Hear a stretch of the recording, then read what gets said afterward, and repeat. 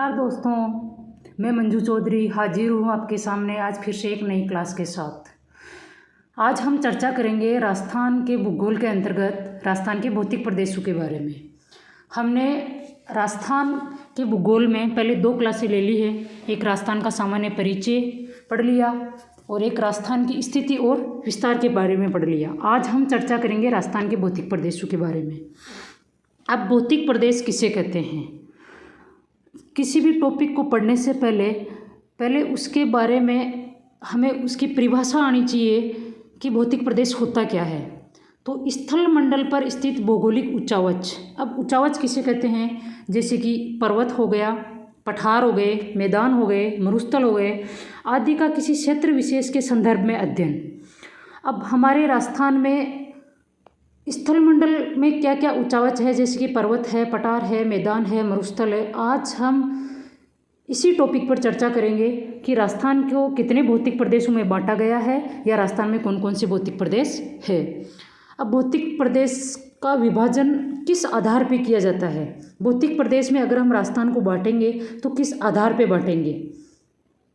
भौतिक प्रदेश में हम 4 प्रकार से विभाजन कर सकते हैं। कैसे? स्थल का स्वरूप के आधार पर कि स्थल का स्वरूप कैसा है। जैसे कि कहीं पठार होते हैं, कहीं पहाड़ होते हैं, कहीं मैदान है तो कहीं मरुस्थल है। तो राजस्थान में हमारे कौन कौन से ये स्थल स्वरूप कैसा कैसा पाया जाता है? भौगोलिक दशाएं, कौन से प्रदेश की कैसी भौगोलिक दशा है, यानी कि भौगोलिक दशा में जैसे ये आ जाएगी कि वहाँ की मृदा कैसी है, वहाँ की जलवायु कैसी है, वहाँ पे वनस्पति कैसी पाई जाती है, इन सब के बारे में। तीसरा जो विभाजन का आधार आएगा वो आएगा कृषि एवं फसलें। कोई सा भी क्षेत्र हो वहाँ कौन कौन सी कृषि की जा सकती है, कौन कौन सी फसलें वहाँ पैदा हो सकती है। अगर चौथा कोई आधार आता है, जैसे मान लीजिए और किस विभाजन के आधार पर हम बांट सकते हैं। जैसे कि मान लो हमारे राजस्थान है, राजस्थान में जैसलमेर साइड मरुस्थल है। इधर दूसरी जगह हम जैसे बांसवाड़ा, डूंगरपुर इधर जाए तो इधर बारिश अच्छी होती है, इधर कृषि क्षेत्र जो ज़्यादा है। और जहाँ कृषि क्षेत्र ज़्यादा होंगे या जहाँ मैदानी स्वरूप होगा वहाँ उद्योग भी अच्छे होंगे। तो चौथा हम एक विभाजन ये ले सकते हैं कि विशिष्ट आर्थिक लक्षण, वहाँ पे जैसे कि औद्योगिक क्षेत्र, खनिज, जहाँ कहीं खनिज भी पैदा होते हैं। जैसे कि मान लो बीकानेर, मान लो वहाँ तेल क्षेत्र है, कुएँ निकले हैं। कहीं पे कौन सा खनिज होता है, जैसे अरावली जो क्षेत्र आएगा उसमें कई प्रकार के खनिज निकलते हैं। तो हम स्थल स्वरूप के आधार पे, भौगोलिक दशाओं के आधार पे, कृषि एवं फसल प्रारूप के आधार पे और विशिष्ट आर्थिक लक्षणों के आधार पे हम किसी भी प्रदेश का भौतिक विभाजन कितने आधार पे कर सकते हैं? 4 आधार पे कर सकते हैं। स्थल स्वरूप हो जाएगा, भौगोलिक दशाएं हो जाएगी, कृषि एवं फसल प्रारूप हो जाएगा, विशिष्ट आर्थिक लक्षण हो जाएंगे। अब हम बात करते हैं कि हाँ, राजस्थान का जो भौगोलिक विभाजन किया गया सर्वप्रथम किसने किया, कब किया और किस आधार पे किया। तो राजस्थान के भौगोलिक विभाजन के बारे में हम बात करते हैं। सबसे पहले राजस्थान का जो भौगोलिक विभाजन किया वो किया डॉक्टर वीसी मिश्रा ने। कब किया उन्होंने सर्वप्रथम 1967 में उन्होंने एक बुक लिखी थी, राजस्थान का भूगोल। वीसी मिश्रा ने 1967 में एक बुक लिखी, राजस्थान का भूगोल। और उन्होंने बुक तो लिखी 1967 में और उसका प्रकाशन हुआ 1968 में। उस बुक का प्रकाशन किसने किया? नेशनल बुक ट्रस्ट द्वारा उसका प्रकाशन किया गया। तो राजस्थान का, जैसे कि अधिकतर एग्जाम में पूछ लिया जाता है कि राजस्थान का भौगोलिक विभाजन सर्वप्रथम किसने किया? डॉक्टर वीसी मिश्रा ने। कब किया? 1967 में। उनकी बुक कौन सी है? राजस्थान का भूगोल। कई बार ऐसे पूछ लिया जाता है बुक का नाम देके कि राजस्थान का भूगोल, ये बुक किसकी है? डॉक्टर वीसी मिश्रा की। या डॉक्टर वीसी मिश्रा की पुस्तक का प्रकाशन किसने किया? तो प्रकाशन किया नेशनल बुक ट्रस्ट द्वारा। कब किया गया? सन 1968 में। अब हम बात करते हैं कि वीसी मिश्रा ने राजस्थान का भौगोलिक विभाजन किस आधार पे किया। भाई उन्होंने भौतिक विभाजन में बांट तो दिया, भौतिक विभाजन तो कर दिया राजस्थान का, पर उसके लिए कुछ आधार चाहिए होता है। जैसे कि हम किसी भी चीज़ को टुकड़ों में बांटते हैं तो उसका कुछ न कुछ उसका आधार होता है। तो किस आधार पे उन्होंने राजस्थान का भौगोलिक विभाजन किया? डॉक्टर वीसी मिश्रा ने 4 आधार पे राजस्थान का भौगोलिक विभाजन किया। पहला स्थल स्वरूप, दूसरा कृषि प्रारूप, तीसरा जलवायु और चौथा औद्योगिक विकास। पहला उन्होंने स्थल स्वरूप के आधार पर, स्थल स्वरूप के बारे में हमने जैसे अभी पढ़ा था पहले, जैसे कि जैसलमेर की तरफ, जैसलमेर, बाड़मेर, बीकानेर, इधर रेगिस्तान है। गंगानगर, हनुमानगढ़ में इधर नहरी क्षेत्र आ जाएगा, और इधर दक्षिण का जो पठार है इधर पठारी क्षेत्र आ जाएगा, कहीं अर्धशुष्क क्षेत्र आ जाएगा। तो उन्होंने स्थल स्वरूप के आधार पे, पहला आधार तो उन्होंने लिया स्थल का स्वरूप कैसा है, कहाँ पठार है, कहाँ पहाड़ है, कहाँ रेगिस्तान है, कहाँ नदियाँ हैं। दूसरा उन्होंने लिया कृषि प्रारूप, कौन सी जगह कैसी कृषि होती है। जैसे कि कहीं बारिश ज़्यादा होती है तो वहाँ अच्छी फसलें होती है, जैसे कहीं चावल गेहूँ ये भी होता है, तो कहीं जैसे जैसलमेर साइड बिल्कुल कम बारिश होती है तो वहाँ पे बाजरा होता है। तीसरा उन्होंने आधार लिया जलवायु का, कौन से स्थान पे कैसी जलवायु रहती है। हमारे राजस्थान में सेम जलवायु नहीं पाई जाती, कहीं पे बहुत शुष्क जलवायु है, कहीं पे अर्धशुष्क जलवायु है, और बांसवाड़ा, डूंगरपुर, झालावाड़ इस साइड आर्द्र जलवायु पाई जाती है। तो तीसरा उन्होंने जो लिया वो लिया जलवायु। चौथा उन्होंने लिया औद्योगिक विकास। हमारे राजस्थान में अलवर साइड ये जो क्षेत्र है इसको उद्योग के रूप में बहुत विकसित किया जा रहा है, तो उन्होंने चौथा जो लिया वो लिया औद्योगिक विकास। तो वीसी मिश्रा ने भौगोलिक विभाजन कितने आधार पे किया, 4 आधार पे किया। कौन कौन से आधार, स्थल स्वरूप, कृषि प्रारूप, जलवायु और औद्योगिक विकास। एग्जाम में पूछ लिया जाता है, जैसे कि 4 ऑप्शन दे दिए जाएंगे, 3 इनमें से दे देंगे, एक कोई दूसरा दे देंगे, या एक इनमें से दे देंगे और 3 कोई दूसरे दे देंगे, और पूछ लेंगे कि वीसी मिश्रा ने कौन सा ये बताया या नहीं बताया। अब वीसी मिश्रा ने कितने भागों में विभाजन किया, राजस्थान को कितने भौगोलिक क्षेत्रों में बांटा, तो उन्होंने 7 भौगोलिक क्षेत्रों में बांटा। कौन कौन से क्षेत्र, उन्होंने पहला क्षेत्र लिया नहरी क्षेत्र। अब हमारे राजस्थान में नहरी क्षेत्र कहाँ पाया जाता है। अब आप सब जानते हैं कि राजस्थान में नहरों से सिंचाई गंगानगर और हनुमानगढ़ जिले में होती है। तो जब वीसी मिश्रा ने विभाजन किया था तो उस समय सिर्फ गंगानगर जिले में सिंचाई होती थी, उस समय हनुमानगढ़ जिला नहीं बनाया गया था अलग से, तो उन्होंने सिर्फ गंगानगर नाम दिया। पर अब 2 जिले हो गए तो गंगानगर और हनुमानगढ़ दोनों नहरी क्षेत्र आ जाएगा। उसके बाद में बात करते हैं, उन्होंने बांटा पश्चिमी मरुस्थल। दूसरा उन्होंने जो डिवाइडेशन किया वो किया पश्चिमी मरुस्थल का। जैसे कि उन्होंने नहरी क्षेत्र यहाँ पाया जाता है तो उन्होंने इस क्षेत्र को गंगानगर हनुमानगढ़ वाले क्षेत्र को नाम दे दिया नहरी क्षेत्र। दूसरा उन्होंने जो भाग किया वो किया पश्चिमी मरुस्थल, कि वहाँ कौन कौन सा पाया जाता है। 1 मिनट, यहाँ गलती से ये गंगानगर हनुमानगढ़ हो गया। तो पश्चिमी मरुस्थल में उन्होंने बांटा जैसलमेर, बाड़मेर, बीकानेर और पश्चिमी जोधपुर का क्षेत्र। ये देखो जैसलमेर, बाड़मेर और पश्चिमी जोधपुर इधर आ जाएगा, ये हो गया पश्चिमी मरुस्थल। तीसरा जो उन्होंने डिवाइडेशन किया वो किया अर्धशुष्क प्रदेश। अर्धशुष्क प्रदेश में उन्होंने जिले दिए चूरू, सीकर, झुंझुनू, नागौर, पाली और जालोर, ये क्षेत्र आ जाएगा अर्धशुष्क क्षेत्र में। चौथा उन्होंने जो भाग दिया वो अरावली प्रदेश। अब अरावली प्रदेश, अब हमें पता है कि राजस्थान की जो चोटियाँ अधिकतर पाई जाती है वो कहाँ पाई जाती है, अरावली में। तो अरावली प्रदेश में मुख्यतः जिला जो आ जाएगा वो आ जाएगा सिरोही, राजसमंद, उदयपुर और डूंगरपुर। तो चौथा उन्होंने जो भौगोलिक विभाजन किया वो किया अरावली प्रदेश का। 5वां पूर्वी कृषि औद्योगिक क्षेत्र, यानी राजस्थान के पूर्व में जहाँ अच्छी कृषि होती है, जहाँ अच्छे उद्योग है, उसमें उन्होंने डिवाइडेशन किया। वो 5वां कौन सा, पूर्वी कृषि औद्योगिक क्षेत्र। इसमें कौन कौन से जिले आ जाते हैं, इसमें आ जाएंगे अजमेर, देखो ये आ जाएगा इसमें पूरा क्षेत्र। इसमें आ जाएंगे अजमेर, टोंक आ जाएगा, भीलवाड़ा आ जाएगा, भरतपुर आ जाएगा, जयपुर आ जाएगा और दौसा और अलवर, ये आ जाएगा 5वां। छठा उन्होंने बांटा दक्षिणी पूर्वी कृषि औद्योगिक क्षेत्र, जिसमें बारा, बूंदी, झालावाड़, कोटा, चित्तौड़गढ़ और बांसवाड़ा, ये जो पूरा क्षेत्र है ये आ जाएगा दक्षिणी पूर्वी कृषि औद्योगिक क्षेत्र में। 7वां जो उन्होंने दिया वो दिया चंबल बीहड़ क्षेत्र, सवाई माधोपुर, धौलपुर, करौली। यहाँ बीहड़ का मतलब जहाँ पे चंबल नदी की वजह से जहाँ पे अपरदन हो के मिट्टी कट के जहाँ बीहड़ों का, जंगलों का जो निर्माण हो गया, उसको उन्होंने एक भौगोलिक विभाजन का नाम दे दिया चंबल बीहड़ क्षेत्र।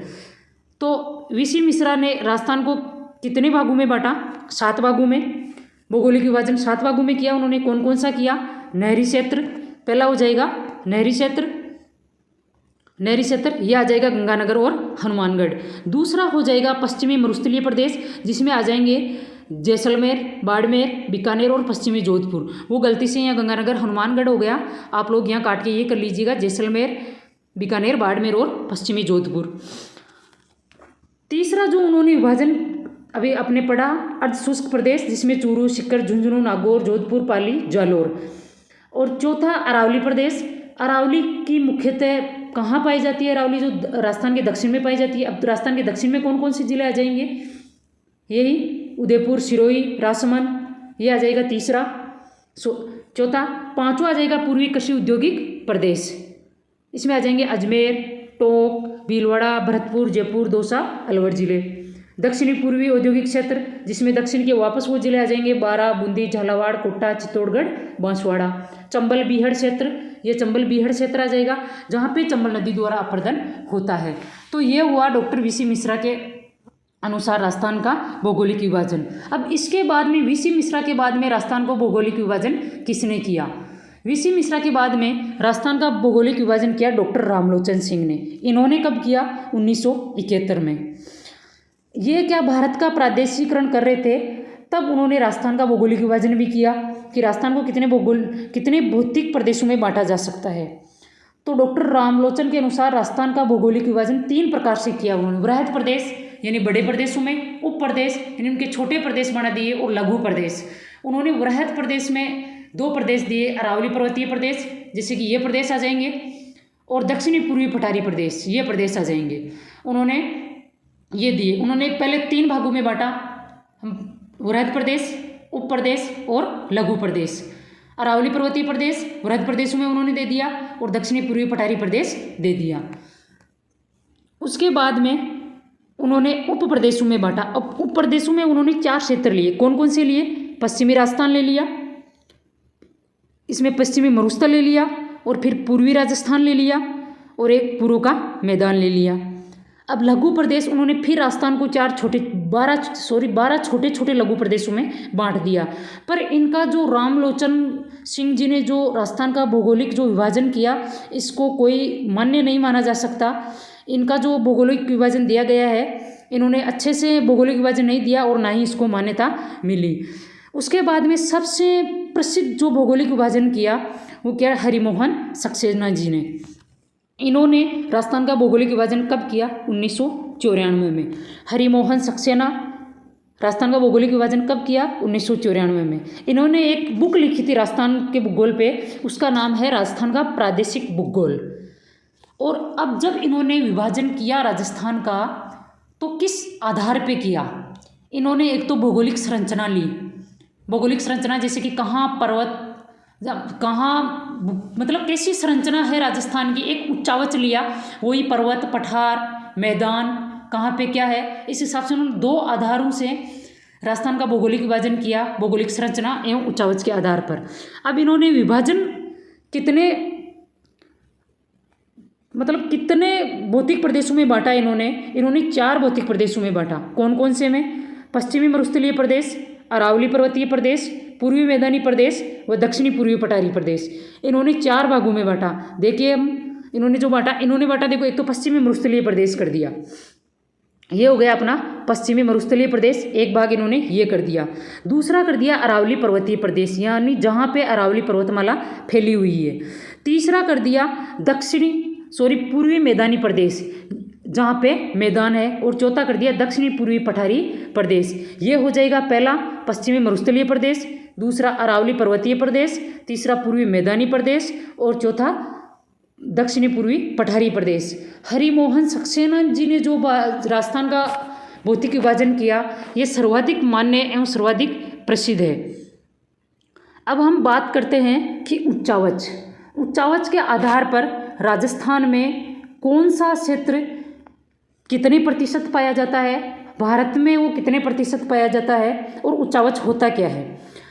देखिए उच्चावच का निर्धारण कहाँ से करते हैं हम, कि कौन सा भी पठार, कौन सा भी पहाड़ कितना ऊंचा है, तो उसका निर्धारण किया जाता है समुद्र तल से। और भारत में जो निर्धारण किया जाता है वो किया जाता है चेन्नई के समुद्र तल से। अब देखिए मैंने आपके लिए यहाँ ये समझाने के लिए डायग्राम बनाया है। देखिए यह है समुद्र तल, यह आ जाएगा समुद्र तल, यह आ जाएगा धरातल। अब धरातल से जो 300 मीटर की जो ऊंचाई पे रहते हैं उसे बोलते हैं मैदानी प्रदेश। सॉरी, समुद्र तल से जो 300 मीटर की ऊंचाई पर जो होता है उसे बोलते हैं मैदानी प्रदेश। समुद्र तल से जो 600 मीटर की जो ऊंचाई पे रहेगा वो आ जाएगा पठारी प्रदेश। और समुद्र तल से 1800 मीटर की जो ऊंचाई पे रहेगा वो आ जाएगा पहाड़ी क्षेत्र, यानी जहाँ पे पहाड़ी क्षेत्र पाया जाता है, जैसे छोटी छोटी पहाड़ियाँ पाई जाती है। और समुद्र तल से 2700 मीटर की ऊंचाई पे जो रहेगा वो आ जाएगा पहाड़, जैसे कि अपने राजस्थान में पाई जाती है अरावली पर्वतमाला। और 2700 मीटर से जो अधिक रहेगा वो रहेगा पर्वतमाला। अब आप कहेंगे कि अरावली पर्वतमाला की तो इतनी ऊंचाई भी नहीं है, फिर उसे अरावली पर्वतमाला नाम कैसे दिया गया? उसकी तो उतनी ऊंचाई भी नहीं है। अरावली पर्वतमाला की पहले ऊंचाई थी, पर धीरे धीरे जैसे जैसे समय बीतता गया वैसे घर्षण के कारण इसकी ऊंचाई कम होती गई और ये 1722 मीटर पर है, पर यह पहले पर्वत में आती थी। ये बात हो गई ऊंचावच की। मैदानी प्रदेश समुद्र तल से 300 मीटर की ऊंचाई पे, 300 मीटर की ऊंचाई पे जो रहेंगे वो मैदानी प्रदेश में आ जाएंगे। 600 मीटर की ऊंचाई पे जो रहेंगे पठारी प्रदेश में आ जाएंगे। 1800 मीटर की ऊंचाई पे जो रहेंगे पहाड़ी क्षेत्र में आ जाएंगे। 2700 मीटर की जो ऊंचाई पे रहेंगे वो पहाड़ होंगे। और 2700 मीटर से जो अधिक आएंगे वो पर्वत में गणना की जाएगी। अब राजस्थान में और भारत में कौन सा ऊंचावच कितने प्रतिशत तक पाया जाता है और कौन कौन से पाए जाते हैं, बात करते हैं। अब देखिए, भारत में मैदान पाए जाते हैं 43% पे, यानी भारत का जितना भी क्षेत्रफल है उसका 43% है मैदान। और भारत के जितना भी क्षेत्रफल है उसका 28% आ जाएगा पठार में। पहाड़ियाँ पाई जाती है 18% पे और पर्वत पाए जाते हैं 11% पे। अब भारत में सबसे ज़्यादा कौन सा पाया जाता है? मैदान 43% पे, दूसरे नंबर पे पठार आ जाएगा, तीसरे नंबर पे पहाड़ियाँ आ जाएगी और चौथे नंबर पे पर्वत आ जाएगा। ये तो बात हो गई भारत की। अब हम बात करते हैं राजस्थान के बारे में कि राजस्थान में कौन कौन से ऊंचावच पाए जाते हैं और उनका हमारे क्षेत्रफल में कितना प्रतिशत है। तो राजस्थान में मैदान पाए जाते हैं 51%, यानी भारत के 43% के मुकाबले राजस्थान में मैदान का प्रतिशत ज़्यादा है, यानी 51% पाए जाते हैं। राजस्थान में पठार पाए जाते हैं 31% पे और भारत में कितने पे पाए जाते हैं? 28% पे, यानी पठार भी ज़्यादा पाए जाते हैं। निम्न भूमि क्षेत्र पाया जाता है राजस्थान में 11% पे। अब ये निम्न भूमि क्षेत्र क्या होता है? निम्न भूमि क्षेत्र उसे कहते हैं जो समुद्र तल की, जो हमने जो अभी ये बोला था कि समुद्र तल से जो मापा जाता है, इससे भी जो नीचा स्थान होता है उसे बोलते हैं निम्न भूमि क्षेत्र। ये भी राजस्थान में पाया जाता है। तो निम्न भूमि क्षेत्र राजस्थान में कितना है? 11%। जैसे कि सामर झील, ये समुद्र तल से भी नीची है। और पर्वत श्रृंखला वो 6% है। वो भी किधर आ जाएगी? राजस्थान के दक्षिण की तरफ आ जाएगी, क्योंकि राजस्थान में अधिकतर उधर ही पाई जाती है जो ज़्यादातर चोटियाँ हैं। अरावली, जो सिरोही, उदयपुर, राजसमंद, उधर ही आ जाएगी। और ऊंचे पर्वत शिखर कितने पे पाए जाते हैं? 1% पे। ये भी दक्षिण राजस्थान में आ जाएंगे, क्योंकि इधर तो दक्षिण राजस्थान में पाए जाते हैं। सिरोही जो अरावली पर्वतमाला है अधिकतर उधर ही आ जाएगी पूरी। जैसे जैसे मध्य और इधर के पूर्व की तरफ आते हैं वैसे वैसे उसकी ऊंचाई कम होती जाती है। तो आज हमने क्या पढ़ा, एक बार रिवाइज कर लेते हैं। आज हमने पढ़ा राजस्थान के भौतिक प्रदेशों के बारे में। भौतिक प्रदेश किसे कहते हैं? स्थल मंडल पर जो भौगोलिक ऊंचावच पाए जाते हैं, जैसे कि पर्वत, पठार, मैदान, मरुस्थल आदि, उनके बारे में जो अध्ययन किया जाता है उसे बोलते हैं हम राजस्थान के भौतिक प्रदेशों का अध्ययन। अब भौतिक प्रदेश के विभाजन के आधार क्या क्या होते हैं? हमने पढ़े 4 होते हैं। स्थल स्वरूप, स्थल स्वरूप में आ जाएंगे पर्वत, पठार, मैदान, मरुस्थल। भौगोलिक दशाएं, भौगोलिक दशाएं में आ जाएंगे मृदा, जलवायु, वनस्पति। तीसरा आ जाएगा कृषि एवं फसल प्रारूप। चौथा आ जाएगा विशिष्ट आर्थिक लक्षण, औद्योगिक क्षेत्र, खनिज। फिर उसके बाद में हमने क्या पढ़ा? राजस्थान का भौगोलिक विभाजन सर्वप्रथम किसने किया? वीसी मिश्रा ने। कब किया? 1967 में। वीसी मिश्रा ने एक बुक लिखी, उस बुक का नाम क्या है? राजस्थान का भूगोल। उसका प्रकाशन कब हुआ? उन्होंने जो विभाजन किया 1967 में, उसके 1 साल बाद में उसका प्रकाशन हुआ। यानी 1967 में उन्होंने विभाजन किया, 1968 में उसका प्रकाशन हुआ। उसका प्रकाशन किसने किया? नेशनल बुक ट्रस्ट द्वारा उसका प्रकाशन किया गया। अब वीसी मिश्रा ने जो राजस्थान का जो भौगोलिक विभाजन किया, किस आधार पर किया? उन्होंने 4 आधार लिए: स्थल स्वरूप, कृषि प्रारूप, जलवायु, औद्योगिक विकास। वीसी मिश्रा ने राजस्थान को कितने भौगोलिक क्षेत्रों में बांटा? 7 भौगोलिक क्षेत्रों में बांटा। पढ़ा हमने कौन कौन से क्षेत्र? नहरी क्षेत्र, पश्चिमी मरुस्थल, अर्धशुष्क प्रदेश, अरावली प्रदेश, पूर्वी कृषि औद्योगिक प्रदेश, दक्षिणी पूर्वी कृषि औद्योगिक प्रदेश और चंबल बीहड़ क्षेत्र। ये भी पढ़ लिया हमने। अब उसके बाद में बात करते हैं, ये देखिए, ये नहरी क्षेत्र हो गया, ये पश्चिमी मरुस्थलीय प्रदेश हो गया, ये अर्धशुष्क प्रदेश हो गया, ये पूर्वी कृषि औद्योगिक प्रदेश हो गया, ये अरावली प्रदेश हो गया, ये दक्षिणी पूर्वी कृषि औद्योगिक प्रदेश हो गया और ये चंबल बीहड़ प्रदेश हो गया। उनके बाद में जो राजस्थान का जो भौतिक विभाजन किया वो किसने किया? डॉक्टर रामलोचन सिंह ने। अब इनका जो भौतिक विभाजन है वो ज़्यादा प्रसिद्ध नहीं है और ना ही मान्य है। इन्होंने कब किया, फिर भी एग्जाम में पूछ लिया जाता है कि डॉक्टर रामलोचन सिंह ने राजस्थान का भौतिक विभाजन कब किया या किस आधार पे किया, या उन्होंने जो विभाजन किया उनमें से कौन सा प्रदेश, इन प्रदेशों को नाम दे देंगे जिसके वृहद प्रदेश, उप प्रदेश, लघु प्रदेश एक दूसरा नाम दे देंगे। तो डॉक्टर रामलोचन सिंह ने कौन सा बताया, कौन सा नहीं बताया, ऐसे क्वेश्चन पूछ लिया जाता है। हरिमोहन सक्सेना, उनके बाद में हरिमोहन सक्सेना ने किया, कब किया? 1994 में। इन्होंने एक बुक लिखी, कौन सी लिखी? राजस्थान का प्रादेशिक भूगोल। और इन्होंने जो भौतिक विभाजन किया किस आधार पे किया? भौगोलिक संरचना। भौगोलिक संरचना कैसी है राजस्थान की? उच्चावच के आधार पे इन्होंने भौगोलिक विभाजन किया। कितने भागों में बांटा? 4 भागों में। पश्चिमी मरुस्थलीय प्रदेश, जिसमें मरुस्थलीय प्रदेश आ जाएगा, अरावली पर्वतीय प्रदेश आ जाएगा, पूर्वी मैदानी प्रदेश आ गया। पश्चिमी मरुस्थलीय प्रदेश में ये जिले आ जाएंगे जैसे कि जैसलमेर, जोधपुर, बाड़मेर, गंगानगर, हनुमानगढ़, चूरू, ये जिले आ जाएंगे। अरावली पर्वतीय प्रदेश में सिरोही हो गया, उदयपुर हो गया, राजसमंद हो गए, ये आ जाएंगे। पूर्वी मैदानी प्रदेश में जयपुर, सीकर, भरतपुर, धौलपुर, ये आ जाएंगे। दक्षिणी पूर्वी पठारी प्रदेश में ये कोटा, बारां, झालावाड़, ये आ जाएंगे। फिर उसके बाद में हमने बात की उच्चावच की कि उच्चावच कहाँ से मापा जाता है? उच्चावच मापा जाता है समुद्र तल से। इसका निर्धारण कहाँ से किया जाता है? समुद्र तल से। तो भारत में उच्चावच का निर्धारण कहाँ से किया जाता है? भारत में चेन्नई का जो समुद्र तल है उससे किया जाता है। मैदानी प्रदेश जो समुद्र तल से 300 मीटर की ऊंचाई पे होंगे वो आ जाएंगे मैदानी प्रदेश। जो समुद्र तल से 600 मीटर की ऊंचाई पे होंगे वो आ जाएंगे पठारी प्रदेश। जो 1800 मीटर की ऊंचाई पे होंगे वो आ जाएंगे पहाड़ी क्षेत्र। जो 2700 मीटर की ऊंचाई पे होंगे वो आ जाएंगे पहाड़। जो 2700 से अधिक होंगे वो आ जाएंगे पर्वत। उसके बाद में हमने बात की उच्चावच की कि भारत और राजस्थान में कौन कौन से उच्चावच पाए जाते हैं। तो भारत और उनका कितना प्रतिशत है क्षेत्रफल में? भारत में मैदान, पठार, पहाड़ियाँ, पर्वत सबसे ज़्यादा क्या पाए जाते हैं? मैदान 43% पे, उसके बाद में पठार, पहाड़ियाँ और पर्वत। राजस्थान में सबसे ज़्यादा मैदान 51%, उसके बाद में पठार 31%। निम्न भूमि क्षेत्र हमने आपको समझाया था कि जो भूमि या जो क्षेत्र समुद्र तल से भी नीचे होता है उसे बोलते हैं निम्न भूमि क्षेत्र। पर्वत श्रृंखला 6% और उच्च पर्वत शिखर 1%। यह हमने आज पढ़ा राजस्थान का भौतिक विभाजन कि राजस्थान का भौतिक प्रदेश कितने भौतिक प्रदेशों में इसको बांटा जाता है। कल हम राजस्थान के पहले भौतिक प्रदेश के बारे में पढ़ेंगे। मुझे आशा है कि जो मैंने आपको अभी पढ़ाया है वो आपको ज़रूर समझ आया होगा। फिर भी कोई मेरी तरफ से कमी रही तो आप कमेंट में ज़रूर बताइएगा। फिर से मिलते हैं अगली क्लास में एक नए टॉपिक के साथ। जय हिंद, जय भारत।